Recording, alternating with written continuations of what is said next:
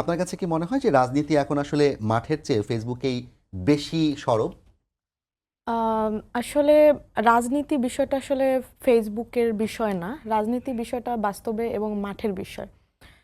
এবং আপনি যেটা বললেন যে বৈষম্য বিরোধী আন্দোলনটা বেশিটা আর কি ফেসবুক কেন্দ্রিক ছিল। ফেসবুকটা হচ্ছে আপনার একটা যোগাযোগ মাধ্যম এবং ফেসবুকের কাজটাও আসলে যোগাযোগ মাধ্যমের মতোই। ফেসবুকের কাজটা হচ্ছে আপনার প্রচার প্রচারের একটা মাধ্যম হিসেবে ফেসবুক কাজ করে।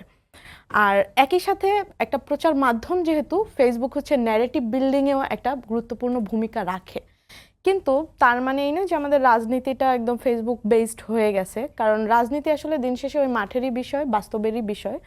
এবং এই বিপ্লবে জুলাই আন্দোলনে যে এটা যে ফেসবুক থেকেই হয়েছে এরকম না। আপনার এই ফেসবুকে আমাদের ঘোষণাগুলো বা বার্তাগুলো মানুষের কাছে পৌঁছানোর মাধ্যম হিসেবে ফেসবুক ব্যবহৃত হতো, কিন্তু এর পিছনে কিছু নেতৃত্ব ছিল যাদের হয়তো দেখবেন বিগত বেশ কিছু বছরের বাস্তবে মাঠের তাদের কার্যক্রম ছিল, তাদের লড়াইটা মাঠে ছিল বহু বছরের।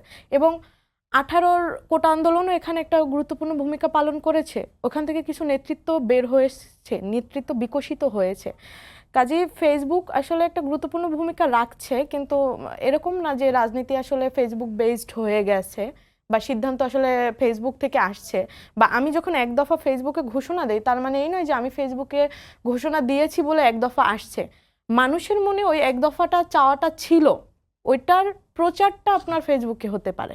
ওখান থেকে আপনার প্রচারটা পেয়ে, সাড়া পেয়ে সবার কাছে পৌঁছানোর মাধ্যম হিসেবে ফেসবুকটা ব্যবহৃত হচ্ছে। আর এখন যেহেতু সবচেয়ে বেশি ব্যবহৃত হয় ফেসবুক, এবং পাশাপাশি আপনার টিকটকও কিন্তু অনেক গুরুত্বপূর্ণ ভূমিকা পালন করছে। টুইটার আছে, হ্যাঁ, ইনস্টা আছে, টুইটার আছে, হোয়াটসঅ্যাপ হোয়াটসঅ্যাপ আছে, আছে আমাদের কিন্তু এবং গ্রুপগুলো আপনার হোয়াটসঅ্যাপ ছিল। আন্দোলনের সময় কিন্তু অনেকেই ডিসকর্ড ব্যবহার করেছে। জি।